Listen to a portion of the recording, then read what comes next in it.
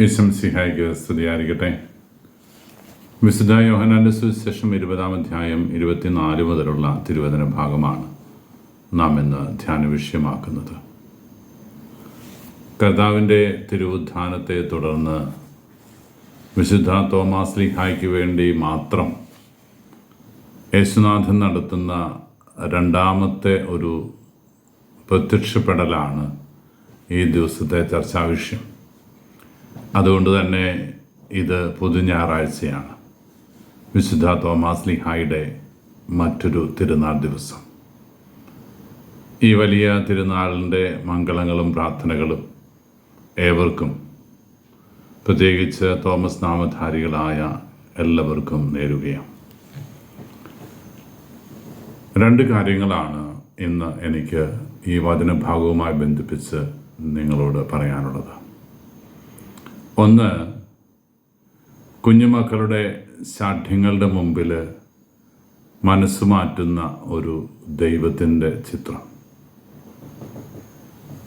പഴയ നിയമത്തിലെ യോനാ പ്രവാചകൻ്റെ പുസ്തകത്തിൽ നമ്മൾ വായിക്കുന്നുണ്ട്, ദൈവം നിനിവേ നഗരത്തെ മുഴുവൻ കത്തിച്ച് കളയാൻ തീയും ഗന്ധകവും ഇറക്കി നാശകൂമ്പാരമാക്കാൻ വേണ്ടിയിട്ട് തീരുമാനിച്ചൊരു നഗരം. യോന പ്രവാചകനെ ദൈവം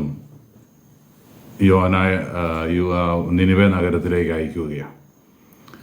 ആ നഗരത്തിൽ മാനസാന്തരത്തിൻ്റെ സുവിശേഷം അവൻ പ്രസംഗിച്ചപ്പോൾ ആ ജനം, രാജാവും ജനങ്ങളും മൃഗങ്ങളും എല്ലാം കൃത്യതയോടെ ഉപവസിച്ച് കരഞ്ഞ് പ്രാർത്ഥിച്ചപ്പോൾ ദൈവമായ കർത്താവ് മനസ്സുമാറി നിനിവേ നഗരത്തെ നശിപ്പിക്കുന്നില്ല എന്ന് തീരുമാനിച്ചു. ഒരുപാട് ഉദാഹരണങ്ങൾ പഴയ നിയമത്തിൻ്റെ ഏടുകളിൽ നമ്മൾ വായിക്കുന്നുണ്ട്. ഇവിടെ പുതിയ നിയമത്തിൽ ഈശോ ശിഷ്യന്മാർക്ക് പ്രത്യക്ഷപ്പെട്ട സമയത്ത് ആ കൂടെ ഇല്ലായിരുന്ന തോമാസ് ശ്ലീഹ മടങ്ങി വന്നപ്പോൾ കൂട്ടുകാർ പറഞ്ഞു, കർത്താവ് വന്നു, കർത്താവിനെ കണ്ടു. ഇത് തോമായ്ക്ക് വലിയ നൊമ്പരമായി, സങ്കടമായി. തോമ കരഞ്ഞുകൊണ്ട് ഒരുപക്ഷെ പറഞ്ഞു, എനിക്കെൻ്റെ ഈശോയെ കാണണം, അവൻ്റെ തിരുവിലാവിൽ എൻ്റെ കൈകൾ വെക്കണം, ആണിപ്പഴുതാർന്ന അവൻ്റെ മുറിപ്പാടുകൾ എനിക്ക് കാണണം. കരഞ്ഞ് പ്രാർത്ഥിച്ച തോമായ്ക്ക് വേണ്ടിയിട്ട് പിറ്റേ ഞായറാഴ്ച കൃത്യം 8-ാം ദിവസം അവൻ വീണ്ടും പ്രത്യക്ഷനാവുകയാണ്.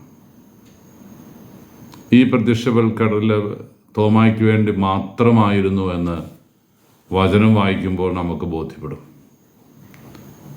11 അപ്പസ്തോലന്മാരോടും ഈശോയ്ക്ക് പറയാൻ ഒരു വിശേഷമേ ഉണ്ടായിരുന്നുള്ളൂ, നിങ്ങൾക്ക് സമാധാനം. അത് വലിയൊരു വിശേഷമാണ്, അതിൻ്റെ വില കുറച്ച് കാണുകയല്ല. പക്ഷെ അതിനു മുമ്പ് ഈശോ പ്രത്യക്ഷപ്പെട്ടപ്പോഴും ഇതേ സമാധാനം ആശംസിച്ചിരുന്നു. ഈശോയുടെ സമാധാനം ശിഷ്യന്മാരുടെ അടുത്തുണ്ട്. ഈ സമാധാനം ആശംസിച്ച് കഴിഞ്ഞിട്ട് പിന്നെ നമ്മൾ കാണുന്നത് ഈശോയുടെ എല്ലാ സംസാരവും തോമ എന്നൊരു വ്യക്തിയിലേക്ക് മാത്രം കേന്ദ്രീകരിക്കുകയാണ്. തോമസേ, നീ ഇവിടെ വാ, നിൻ്റെ കൈകൾ നീട്ടി എൻ്റെ വിലാപ്പുറത്ത് വയ്ക്ക്, എൻ്റെ മുറിപ്പാടുകളെല്ലാം നീ കണ്ട് ബോധ്യപ്പെടും മകനെ. ഈശോ ആ മുറിപ്പാടുകളെല്ലാം അവൻ്റെ മുമ്പിൽ അനാവരണം ചെയ്യുന്നു. നോക്കിയേ, ഒരു പിഞ്ചു കുഞ്ഞ് ശാഠ്യം പിടിക്കുമ്പോൾ തീരുമാനം മാറ്റുന്ന, അവന് വേണ്ടിയിട്ട് പലതും ചെയ്യാൻ ചെയ്യുന്ന ഒരു നല്ല അപ്പൻ്റെ മുഖമാണ് ക്രിസ്തുനാഥനിൽ നമ്മൾ കാണുന്നത്. തോമായുടെ കടുംപിടുത്തത്തിന് മുമ്പിൽ തോറ്റു എന്നല്ല, കോംപ്രമൈസ് ചെയ്യുന്ന, അവന് വേണ്ടി അഡ്ജസ്റ്റ്മെൻറ്റിന് തയ്യാറാകുന്ന ഒരു ഈശോ. ഈ ഈശോ ഇന്നത്തെ ദിവസത്തിൻ്റെ ധ്യാന വിഷയമാണ് പ്രിയപ്പെട്ടവരെ. കടുംപിടുത്തങ്ങൾ ഒരുപാട്. ഈ കഴിഞ്ഞ ഇലക്ഷൻ ദിവസം നമ്മൾ കണ്ടു, മലബാറിൽ ഒരു പെൺകുട്ടി, 10-25 വയസ്സിൽ കൂടുതൽ പ്രായമില്ലാത്തൊരു പെണ്ണ്, അവളുടെ കുഞ്ഞിനെയും കൊണ്ട് വോട്ട് ചെയ്യാനായിട്ട് വന്നപ്പോൾ പ്രിസൈഡിങ് ഓഫീസർ എത്ര ക്രൂരമായിട്ടാണ് അവളോട്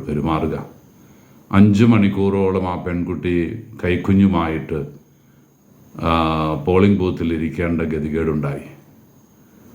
അവളുടെ മുറിഞ്ഞ അസ്ഥി പൊട്ടിയ കൈയുടെ ചൂണ്ടുവിരൽ അത് മുഴുവൻ അഴിച്ച് കണ്ടില്ലെങ്കിൽ വോട്ട് ചെയ്യാൻ അനുവദിക്കില്ല എന്ന പിടിവാശി. അവസാനം അത് മാറ്റുന്നു എന്നത് നമ്മൾ കാണുന്നുണ്ട്.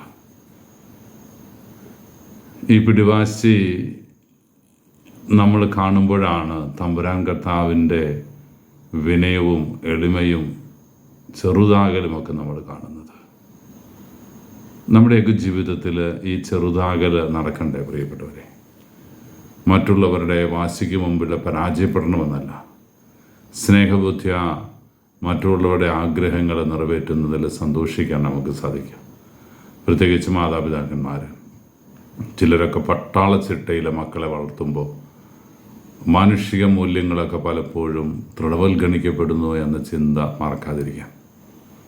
മനോഭാവങ്ങളിൽ വിശുദ്ധി കാത്തു സൂക്ഷിച്ചുകൊണ്ട് ദൈവത്തോട് ആലോചന ചോദിച്ചുകൊണ്ട് തന്നെ നമ്മുടെ മക്കളുടെയും നമ്മുടെ പ്രിയപ്പെട്ടവരുടെയും ജീവിത പങ്കാളിയുടെയും ഒക്കെ കുഞ്ഞു കുഞ്ഞു പിടിവാശികൾക്ക് മുമ്പിൽ ഒന്ന് തോറ്റുകൊടുത്താൽ അതിനൊരുപാട് അർത്ഥവും ആഴവും ഉണ്ടാകുമെന്ന് തിരുവചനം നമ്മളെ ഓർമ്മിപ്പിക്കുന്നു. രണ്ടാമത്തെ കാര്യം പ്രിയപ്പെട്ടവരെ, ഇവിടെ എന്തേ തോമായെ ഇങ്ങനെ ഹൈലൈറ്റ് ചെയ്യുക? ഇത്രമാത്രം പ്രധാനപ്പെട്ടൊരു വ്യക്തിയായിട്ട് സുവിശേഷത്തിൽ ആദ്യ പേജുകളിലൊന്നും കാണാത്ത ഈ തോമായെ ഇത്രമാത്രം വീരപുരുഷനായി അവതരിപ്പിക്കാനും മാത്രം എന്ത് പ്രത്യേകതയാണ് തോമായ്ക്കുള്ളത് എന്ന് നാം പലവരും ചിന്തിച്ചേക്കാം. ഇത് വിശുദ്ധ യോഹന്നാൻ അപ്പസ്തോലൻ്റെ ഒരു പ്രത്യേകമായ രചന ശൈലിയാണ്. ഈശോ പ്രത്യക്ഷപ്പെട്ടില്ല എന്നല്ല, പക്ഷെ തോമ എന്ന് പറയുന്ന ഒരു വ്യക്തിയെ കൊണ്ട് കുറേ കാര്യങ്ങൾ പറയിപ്പിക്കാനുള്ള ഒരു ശ്രമം തമ്പുരാൻ പലവരും നടത്തുന്നുണ്ട്. ഒരു ഐഡിയൽ അപ്പോസ്റ്റൽ, ഒരു മാതൃക ശിഷ്യൻ എന്ന നിലയിൽ തോമായെ അവതരിപ്പിക്കുന്നുണ്ട് യോഹന്നാൻ സുവിശേഷം. ക്രിസ്തുനാഥനെ ആദ്യമായിട്ട് കണ്ട സെബദിപുത്രന്മാരും പത്രോസും അന്ത്രയോസും ഒക്കെ ഈശോയെ വിളിക്കുന്നത് ഗുരു എന്ന, മാഷെ, സാറേ, ഈ അർത്ഥമാണ് വിളിക്കുള്ളത്. ആ വിളിയും ആ ഉത്തരവുമൊക്കെ മുന്നോട്ട് പോകുമ്പോൾ ക്രിസ്തുനാഥൻ്റെ ഒരു ചോദ്യമുണ്ടല്ലോ, ഞാൻ ആരാണെന്നാണ് ജനങ്ങൾ പറയുന്നത്. അതിന് ജനങ്ങളുടെ ഉത്തരം കഴിഞ്ഞപ്പോൾ ഞാൻ ആരാണെന്ന് നിങ്ങൾ പറയുന്നത് എന്ന ചോദ്യത്തിന് തോമാസ് ലീഹായുടെ ഉത്തരം, നീ ജീവനുള്ള ദൈവത്തിൻ്റെ പുത്രനാണ് എന്നാണ്. അതിനു മുമ്പ് അത്ഭുതങ്ങളും അടയാളങ്ങളും ഒക്കെ പ്രവർത്തിക്കുമ്പോൾ കൂടെ ഇരുന്ന് ഈശോയെ അതിൻ്റെ വിശദാംശങ്ങൾ പഠിക്കാൻ വേണ്ടി ശ്രമിക്കുമ്പോൾ ഈശോ പറഞ്ഞ ഉപമകളുടെ അർത്ഥം മനസ്സിലാക്കാൻ വേണ്ടി കൂടെ ഇരിക്കുമ്പോഴൊക്കെ ഈശോയെ അവർ വിളിക്കുന്നത് ഗുരു എന്ന വാക്കല്ല, കർത്താവ് എന്ന.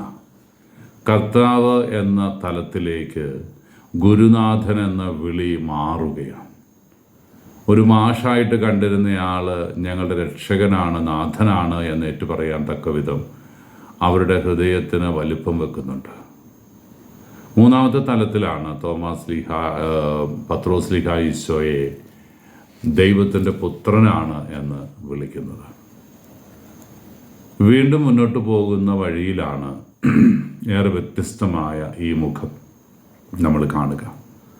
തോമാസ് ലീഹ ഈശോയോട് പറയുന്നത് എൻ്റെ കർത്താവേ, എൻ്റെ ദൈവമേ എന്നാണ്. പുതിയ നിയമത്തിൻ്റെ ഏടുകളിലോ പഴയ നിയമത്തിൽ പോലുമോ ക്രിസ്തുവിനെ ദൈവമേ എന്ന് വിളിക്കുന്ന ഒരു പ്രയോഗം വേറെ എങ്ങും നമ്മൾ കാണുന്നില്ല, ഈ ഒരു ഭാഗത്ത് മാത്രം. യേശുവിനെ ഗുരുവായി കണ്ടവൻ, നാഥനായി കർത്താവായി കണ്ടവൻ, ദൈവപുത്രനായി കണ്ടവൻ വളർന്ന് ദൈവമായിട്ട് അവനെ കാണുന്ന തലത്തിലേക്ക് ഉയരുകയാണ്. കൃഷ്ണനാഥൻ പല പ്രാവശ്യം പറഞ്ഞിട്ടുണ്ട്, ഞാനും പിതാവും ഒന്നാണ്, ഞങ്ങളയക്കുന്ന പരിശുദ്ധാത്മാവ് നിങ്ങൾക്ക് ഒരുപാട് കാര്യങ്ങൾ മനസ്സിലാക്കി തരും, പിതാവിനോടൊത്തായിരുന്നു താന്, ഞാനും പിതാവും ഒന്നാണ് എന്നൊക്കെ പറയുമ്പോൾ ത്രിത്വൈക ദൈവത്തിൻ്റെ കൂട്ടായ്മയെ ഈശോ നമുക്ക് പരിചയപ്പെടുത്തി തരുന്നുണ്ട്. പക്ഷേ ഈ പരിചയപ്പെടുത്തലിൻ്റെ തലങ്ങൾക്കെല്ലാം അപ്പുറത്ത് ക്രിസ്തുനാഥൻ ദൈവമാണ് എന്ന തിരിച്ചറിവ് പലവരും ഈശോ പറഞ്ഞു കൊടുത്തിട്ടും മനസ്സിലാക്കാൻ ശ്രമിക്കാത്തതോ മനസ്സിൻ്റെ വലുപ്പമില്ലാത്തത് കൊണ്ടോ ഒക്കെ ശിഷ്യന്മാർ വീണ്ടും വീണ്ടും കർത്താവ് എന്ന് തന്നെ അവനെ വിളിച്ചുകൊണ്ടിരുന്നു. അവനെ ദൈവമായിട്ട് അംഗീകരിച്ച് ഉറക്കെ വിളിച്ച് പറയുന്നത് യോഹന്നാൻ തോമാസ് ലീഹായുടെ അധരങ്ങളെ ഉപയോഗിച്ചുകൊണ്ടാണ്. ഈ വളർച്ചയുടെ തല നമ്മുടെ ജീവിതത്തിലും ഉണ്ടാകണം പ്രിയപ്പെട്ടവരെ. അവൻ എൻ്റെ ദൈവമാണ്, അവൻ എൻ്റെ സർവസ്വമാണ്. അബ്രാഹത്തിൻ്റെയും ഇസ്ഹാക്കിൻ്റെയും യാക്കോബിൻ്റെയും ദൈവം എൻ്റെ പരിപാലകനാണ്, സംരക്ഷകനാണ് എന്ന തിരിച്ചറിവിലേക്ക് നാം വരുമ്പോൾ നമ്മുടെയൊക്കെ ജീവിതത്തിൽ ദൈവാനുഗ്രഹം അണ പൊട്ടി ഒഴുകും, ചാലുകീറി ഒഴുകും. ഹൃദയാന്തരങ്ങളിലേക്കൊക്കെ ദൈവത്തിൻ്റെ സമാശ്വാസവും അഭിഷേകവും കൃപയും ഒക്കെ കടന്നു വരും. പ്രത്യാശയോടെ പ്രാർത്ഥിക്കുന്നവരാകാൻ നമുക്ക് ആഗ്രഹിക്കട്ടെ പ്രിയപ്പെട്ടവരെ. തോമാസ് ലീഹായുടെ ഈ തിരുനാൾ ദിവസം ഭാരതസഭയുടെ തിരുനാളാണ്. ഭാരതസഭയുടെ സ്വർഗീയ മധ്യസ്ഥനാണ് തോമാസ് ലീഹ. ഈ തോമാസ് ലീഹായുടെ വലിയ മധ്യസ്ഥം നമുക്ക് തേടി പ്രാർത്ഥിക്കാം. ഒരിക്കൽ കൂടെ തോമാധാമധാരികൾക്ക് എല്ലാവർക്കും ഈ ദിവസത്തിന് അനുഗ്രഹങ്ങൾ ആശംസിക്കുന്നു. മറ്റൊരു തോമയായി മാറാൻ സംശയങ്ങളും മനസ്സിലെ ചോദ്യങ്ങളുമെല്ലാം പരിഹരിക്കപ്പെട്ടപ്പോൾ ഈ തോമാസ് ലീഹ ക്രിസ്തുവിന് വേണ്ടി മരിക്കാൻ പോലും തയ്യാറാകുന്നുണ്ട്. അതിനു മുമ്പും അവൻ തയ്യാറായിരുന്നു. പത്രോസ് അടക്കമുള്ള ശിഷ്യന്മാരോടാണല്ലോ ഈ തോമസ് ഒരിക്കൽ പറയുന്നത്, അവനോടൊത്ത് മരിക്കാൻ നമുക്കും പോകാമെന്ന്. ഈ വാക്കുകളൊക്കെ അന്വർത്ഥമാക്കിക്കൊണ്ടാണ് തോമായുടെ മരണം നമുക്കറിയാം. തോമായുടെ നടപടികൾ എന്ന പുസ്തകത്തിൽ തോമാസ് ലീഹയെക്കുറിച്ച് പറഞ്ഞിരിക്കുന്ന ഒരു വിവരണത്തിൽ തോമാസ് ലീഹ ഒരു തച്ചനായിട്ട് ഗുണ്ടഫർ രാജാവ് എന്ന ഒരു നാട്ടുരാജാവ് പേർഷ്യയിലെത്തി തൻ്റെ കൊട്ടാരം പണിക്ക് വേണ്ടിയിട്ടുള്ള വിദഗ്ധനെ തപ്പി നിൽക്കുന്ന സമയത്ത് പത്രോസ് ലീഹ തോമായെ നല്ല വിദഗ്ധനായ മിടുക്കനായ ഒരു ആശാരിപ്പണിക്കാരനാണ്, തച്ചനാണ് എന്ന് പറഞ്ഞ് ഈ ഗുണ്ടഫർ രാജാവിനെ ഏൽപ്പിച്ചു വിടുന്നുണ്ട്. അത് അവനെടുത്ത തീരുമാനമാണ്.